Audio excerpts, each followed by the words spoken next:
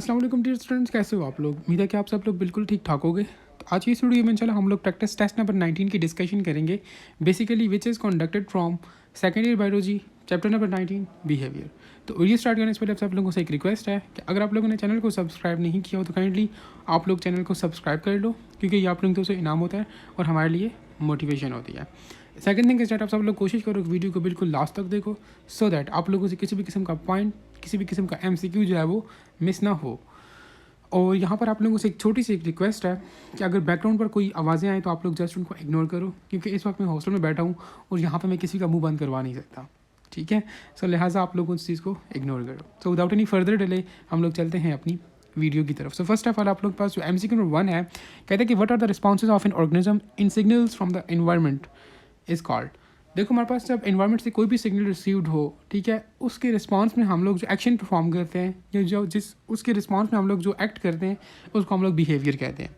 Option B is correct. Two में कहते हैं कि what is correct about the behaviour. देखो हमारे पास बिहेवियर को हम लोग कल्चर नहीं कह सकते, कल्चर एक डिफरेंट चीज़ है, बिहेवियर एक डिफरेंट कॉन्सेप्ट है। बी में कहते हैं कि what an animal does is not a part of behaviour. No, हमारे पास जो एनिमल एक्शन परफॉर्म करता है, ठीक है, तो उसको हम लोग बिहेवियर कहते हैं, वो उसके बिहेवियर में है, ठीक है। सी में कहते हैं inherited behaviour can be modified. बिल्कुल, देखो फॉर एग्जांपल आप लोगों का कुछ बिहेवियर है स्टार्टिंग में, जब आप लोग एक्सपीरियंस करते हो डिफरेंट चीज़, तो आप लोगों का बिहेवियर जो है वो चेंज होता है, उसमें मॉडिफिकेशंस होती हैं, ठीक है। सो ऑप्शन सी जो है वो basically it is correct about the behaviour. Option D को भी देख लेते हैं, कहते हैं capacity of the behaviour is uninherited. No, it is also inherited, ठीक है, ये भी इनहेरिट होता है। सो ऑप्शन सी यहाँ पर सिर्फ करेक्ट है, ठीक है। 3 में कहता है कि what is the scientific study of the everything animals do. अब यहाँ पर ऑप्शन सी करेक्ट लिखा हुआ है, लेकिन option C is not correct, option D is correct. आप लोग इसको करेक्ट कर लो, ठीक है। इसको हम लोग एनिमल बिहेवियर कहते हैं, ठीक है। Option D is correct, not C. 4 में कहते हैं कि what is correct about the behaviour. तो ये वही जो है वो आप पहले आप 3 ऑप्शन हम लोग ऑलरेडी पिछले MCQ में डिस्कस कर चुके हैं कि हमारे पास जो है वो जो कैपेसिटी का बिहेवियर ये इनहेरिटेड होती है, जबकि यहाँ पर अनइनहेरिटेड लिखी हुई है, ठीक है। What an animal does it is not the part of behaviour. No, it is a part of behaviour. ये चीज़ भी हम लोग डिस्कस करके आए हैं। Behaviour is also called as culture, ये चीज़ गलत है। कल्चर एक डिफरेंट कॉन्सेप्ट है, बिहेवियर एक डिफरेंट चीज़ है, ये भी हम लोग डिस्कस कर चुके हैं। डी जो है वो यहाँ पर एक करेक्ट ऑप्शन है रिगार्डिंग बिहेवियर। कहते हैं कि हमारे पास responses of the organisms to signals from the environment, ये वही डेफिनेशन है बिहेवियर की जो हम लोग MCQ नंबर 1 में डिस्कस की थी, ठीक हो गया। So option D is correct. Next MCQ number 5 में कहता है कि what is meant by animal behaviour. तो animal behaviour basically it is the scientific study of everything animals do, ठीक है। हमारे पास एनिमल बिहेवियर एक साइंटिफिक स्टडी होती है, ये ग्राफिकल, केमिकल या फिजिकल स्टडी नहीं होती। It is a scientific study of everything animals do. Option C is correct. 6 में कहता है कि what is correct about the behaviour. देखो बिहेवियर हमारे पास response of organism to signals from the environment, ये बात तो ठीक है, हमारे पास ये बिहेवियर की सिंपल डेफिनेशन लिखी हुई है। ऑप्शन बी में कहता है each organism has a set of adaptive behaviour. बिल्कुल, हर एक ऑर्गेनिज्म का बिहेवियर एक डिफरेंट हो सकता है, ठीक है। सी में कहता है inherited behaviour can be modified. बिल्कुल, ये बात भी ठीक है कि हमारे पास जो बिहेवियर होता है उसको हम लोग मॉडिफाइड कर सकते हैं, मीन्स वो वक्त के साथ साथ चेंज हो सकता है। So option D is correct, all of these.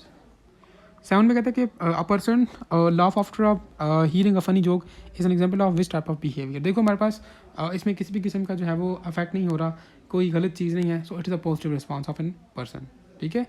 Option B A is correct. 8 में कहते हैं dog pays no attention to sound from the television is an example of which type of response.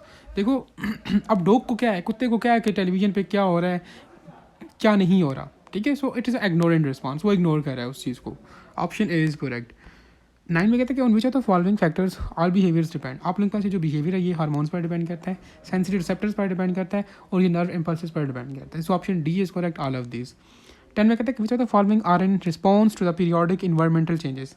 तो आप ये हमारे पास बेसिकली बायोलॉजिकल रिदम्स होते हैं, ठीक है, जो कि हमारे पास बेसिकली रिस्पॉन्स होते हैं to the periodic environmental changes के अगेंस्ट, ठीक है। So option D is correct.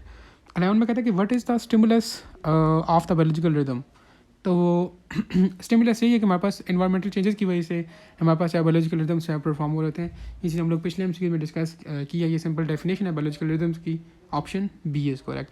12 में कहते हैं कि what is the internal mechanism called by which biological rhythm is maintain. तो हमारे पास अब इंटरनल उसकी बात करें मैकेनिज्म की, तो ये भी हमारे पास बायोलॉजिकल क्लॉक की एग्जांपल है, सॉरी इसको बायोलॉजिकल क्लॉक की डेफिनेशन है, ठीक है, कि हमारे पास जो है वो बेसिकली एक इंटरनल बायोलॉजिकल रिदम होता है, ठीक है, जो कि हमारे पास इंटरनल मैकेनिज्म को जो है वो मेंटेन करता है, ठीक है, biological clock. Option D is correct.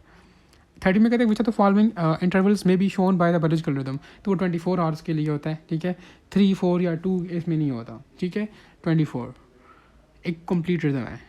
14 में कहते हैं कि what is 24 hour cycle called that as shown by the physiological process, तो ये आप लोग के पास सर्केडियन रिदम होता है। Option A is correct.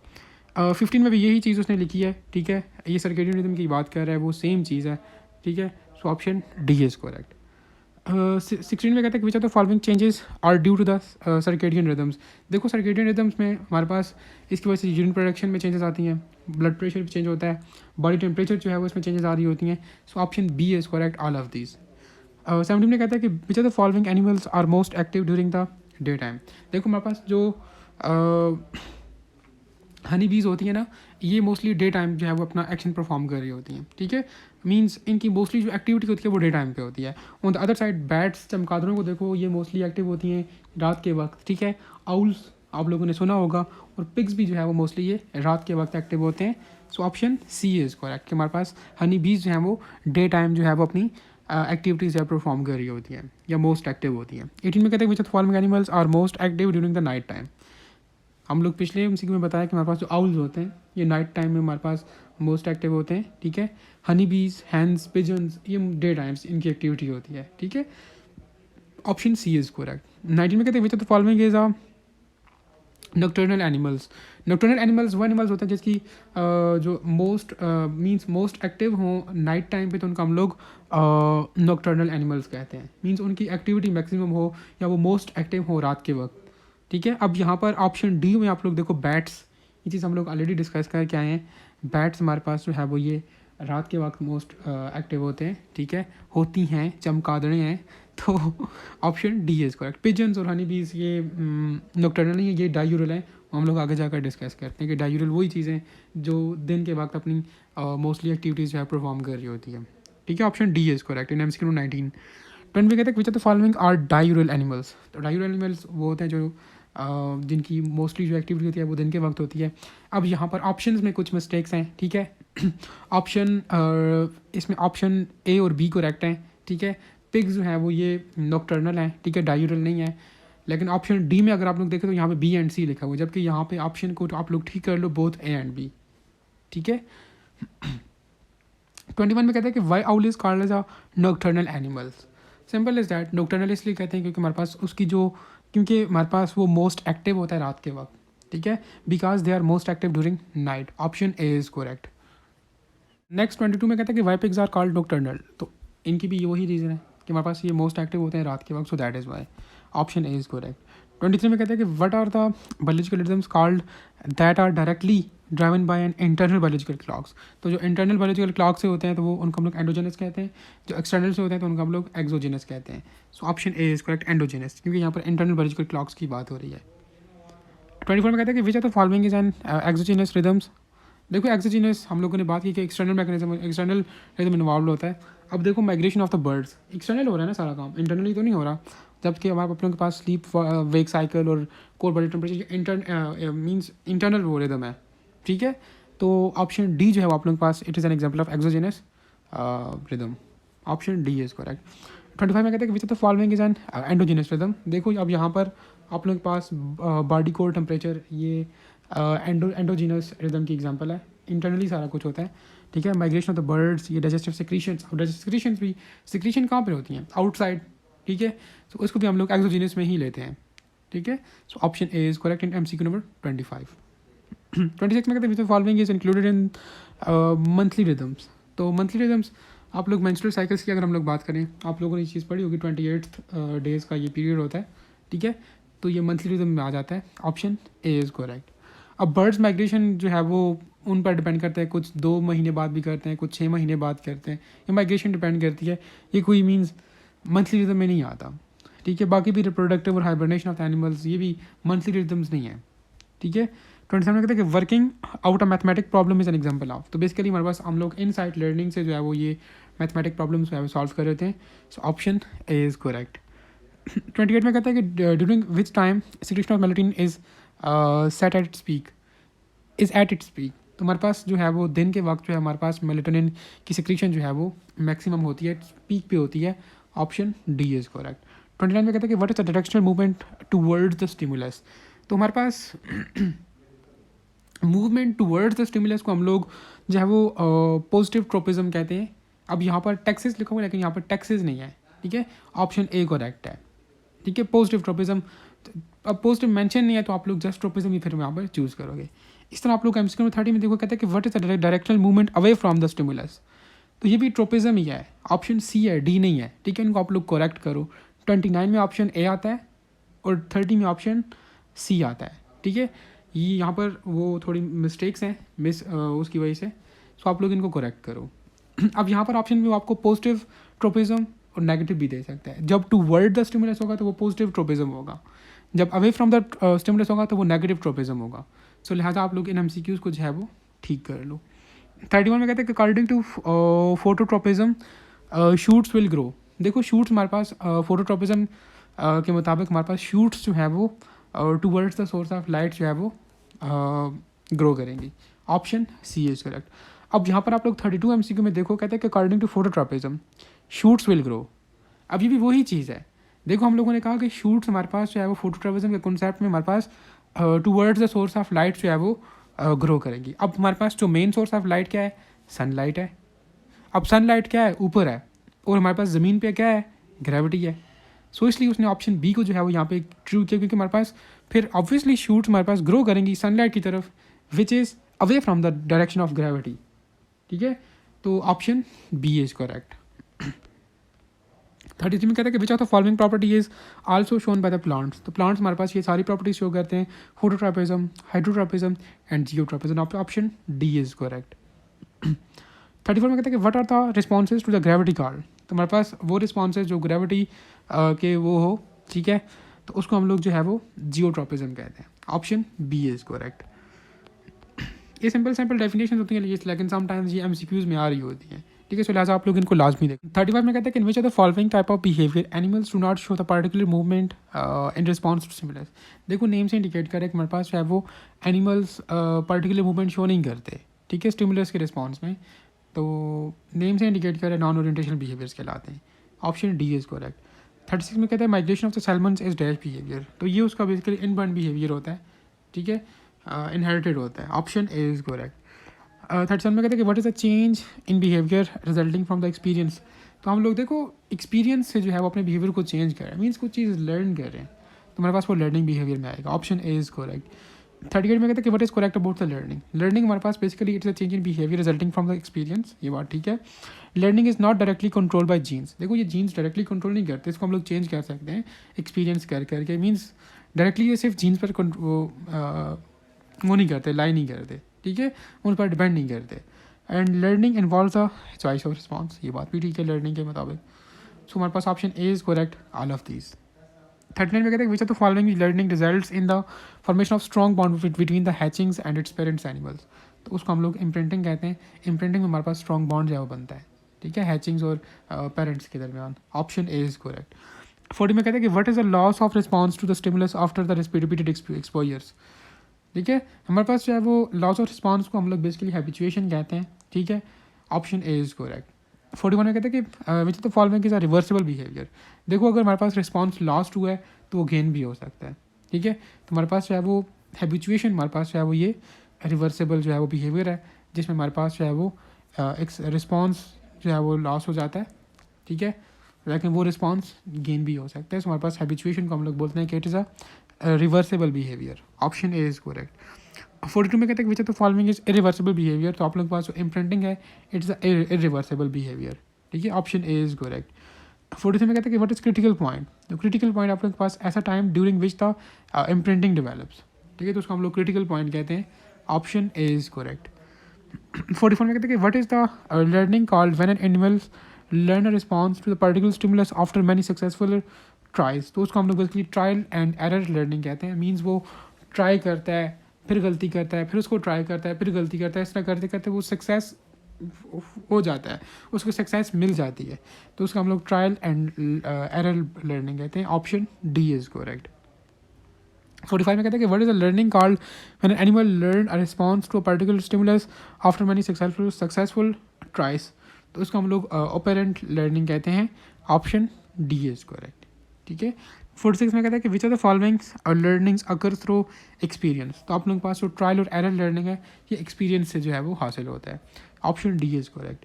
47 में कहता है कि what was the work of B F Skinner. तो स्किनर ने हमारे पास जो है वो ट्रायल एंड एरर लर्निंग पर जो है वो काम किया था। Option B is correct. 48 में कहता है कि which of the following is the complex type of learning. तो आप लोगों के पास जो इनसाइड लर्निंग है basically it is the complex type of learning. Option A is correct. 49 में कहते हैं कि in which learning an animal has respond correctly in first attempt to the particular situation it has never met before. तो उसको हम लोग basically inside learning कहते हैं। ठीक है। इसमें हमारे पास एनिमल रिस्पॉन्स करता है correctly to the first attempt. Means अपनी फर्स्ट अटैम्प्ट में जो है वो करेक्टली जो है वो रिस्पॉन्ड करता है किसी पर्टिकुलर स्टिमुलस के अगेंस्ट जो कि उसने इससे पहले फेस नहीं किया होता। ठीक है। मीन्स उसकी जो फर्स्ट अटैम्प्ट होती है वो इनसाइड लर्निंग के थ्रू कर रहा होता है। ठीक है। Option A is correct. Intellectual उसको एबिलिटी को यूज़ करके। 50 में कहते हैं कि which of the following learning is most common among the monkeys. तो मोंकीज में हमारे पास इनसाइड लर्निंग होती है। ठीक है। Option B is correct. 51 में कहते हैं कि which of the following learning is common in few birds. तो बर्ड्स में आप लोगों के पास इनसाइड लर्निंग उनमें भी इनसाइड लर्निंग होती है। Option C is correct. 50 में कहते हैं due to which of the following rate of flow of saliva is increased in response to the sound of the word lemon. देखो जब आप लोगों ने ये चीज़ एक्सपीरियंस की होगी जब हम लोग मीन्स कोई इस तरह के सिट्रिक लेमन अप्स क्या है सिट्रिक है कोई इस तरह की चीज़ का जो है वो नाम सुनते हैं तो मुंह में पानी आ जाता है। तो बेसिकली हमारे पास ये कंडीशनिंग होती है। ठीक है। इसको हम लोग कंडीशनिंग कह रहे होते हैं। Option C is correct. एक कंडीशन है ना। 53 में कहते हैं कि which of the following is an example of insight learning. ठीक है। देखो हमारे पास एबिलिटी है हमारे पास ऐसी एबिलिटी कि हम लोग किसी प्रॉब्लम को सोल्व कर रहे हैं विदाउट एनी मिस्टेक। ठीक है। फर्स्ट अटैम्प्ट में ही तो उसको हम लोग इनसाइड लर्निंग में लेते हैं। तो इसमें हमारे पास है वो ability to solve the mathematics problem. तो ये आप लोगों के पास इनसाइड लर्निंग की एग्जांपल है। Option C is correct. 54 में कहते हैं कि what is the hostile group behavioural activities in many species of the insects स्कार। तो उनको हम लोग बेसिकली सोशल बिहेवियर्स कहते हैं। ठीक है। डिफरेंट ऐसे एनिमल्स भी आप लोगों ने देखे होंगे। ठीक है। जिसमें जो है वो होस्टाइल ग्रुप्स वो हमारे पास बेसिकली सोशल बिहेवियर में आ जाता है। ठीक है। Option B is correct. आप लोगों ने जिस तरह ये हनी बीज हैं ठीक है ये होस्टाइल्स ग्रुप इनके होते हैं और ये मीन्स एक दूसरे की हेल्प कर रही होती हैं एक कम्युनिटी के अंदर जो है वो काम कर रही होती है ये सोशल बिहेवियर में आ जाता है। ठीक है। 55 में कहते हैं which of the following behaviour increases the efficiency of the species over that of the other species. तो सोशल बिहेवियर है ये। ठीक है। इसमें आप लोगों के पास क्या होता है कि हमारे पास जो है वो एफिशिएंसी जो है वो इंक्रीज़ होती है of the species over that of the other species. Efficiency increase कर रही है। ठीक है। मीन्स वो मिल के काम कर रही है कम्युनिटी में। ठीक है। Option A is correct. Next 56 में कहता है कि which interaction is seen among the worker bees. हमारे पास होस्टाइल इंटरेक्शन होती है उनमें। देखो हम लोग ये चीज़ अब हनी बीज हमारे पास ये कौन सा बिहेवियर शो करती है सोशल बिहेवियर। तो हम लोग होस्टाइल इंटरेक्शन सोशल बिहेवियर की डेफिनेशन में ये चीज़ डिस्कस कर क्या है। ठीक है। So option B is correct. 57 में कहता है कि which of the following bee जो है वो कलेक्ट इन नेक्टर। तो आप लोग के पास जो वर्कर बी होती है वो नेक्टर को कलेक्ट करती है। 58 में कहते हैं कि which of the following be transform the nectar into the queen बीज। देखो हमारे पास जो वर्कर बीज होती हैं ये नेक्टर को जो है वो कलेक्ट भी करती हैं और उनको ट्रांसफॉर्म भी करती हैं क्वीन बीज के में। ठीक है। इनटू द क्वीन बीज। Option D is correct. 59 में कहता है कि विच ऑफ द फॉलोइंग्स बीज फर्टिलाइज द एग्स। तो आप लोगों के पास जो ड्रोन बीज होती हैं वो एग फर्टिलाइजेशन में हेल्प करती हैं। Option D is correct. 60 में कहता है कि विच ऑफ द फॉलोइंग्स बीज लेज एग। तो आप लोगों के पास जो क्वीन बीज होती हैं वो एग लेज करती हैं। Option B is correct. 61 में कहता है कि which of the following is an example of society. तो हमारे पास ये hives of the bees pack of the wall school of the fishes ये हमारे पास सारे सोशल बिहेवियर शो करती हैं। सो हमारे पास ये सारी जो है वो सोसाइटी की एग्जांपल्स हैं। Option D is correct all of these. आप लोगों से मैंने पहले भी कहा था कि बैकग्राउंड पर जो भी आवाज़ें हों तो उनको आप लोग इग्नोर करना। ठीक है। सो नेक्स्ट हमारे पास सैमसंग 62 में कहता है which of the followings behaviour is seen in the baboon monkeys. हमारे पास वो टेरेस्ट्रियल बिहेवियर शो करते हैं। Option B is correct. 63 में कहते हैं which of the followings behaviour is shown by the gorillas. तो वो भी टेरेस्ट्रियल बिहेवियर शो करते हैं। Option D is correct. 64 में कहते हैं of the following how many types of castes honey bees colony is made up of. हमारे पास जो है वो तीन टाइप्स होती हैं, डिफरेंट हनी बीज होती हैं एक बी हाइव में। कुछ क्वींस होती हैं, कुछ वर्कर्स होती हैं, कुछ ड्रोन्स होती हैं। इनके फंक्शंस डिफरेंट डिफरेंट हैं, वो हम लोग इन दी फॉर्म ऑफ एमसीक्यूज है वो प्रीवियस एमसीक्यूज में डिस्कस कर चुके हैं। 65 में कहते हैं कि which Honey bees are haploid, तो आप लोगों के पास जो ड्रोन बीज होती हैं वो हैप्लाइड होती हैं, ऑप्शन बी इज़ करेक्ट। 66 में कहता है which bees which honey bee are developed from the unfertilised egg, तो आप लोगों के पास जो ड्रोन बीज होती हैं ये अनफर्टिलाइज्ड एग से जो है वो डेवलप्ड होती हैं, option D is correct, delta. 67 में कहता है कि which honey bee are developed from the fertilised egg, तो आप लोगों के पास जो वर्कर बीज होती हैं ये फर्टिलाइज्ड एग से जो है वो डेवलप्ड होती हैं, ऑप्शन डी इज़ करेक्ट।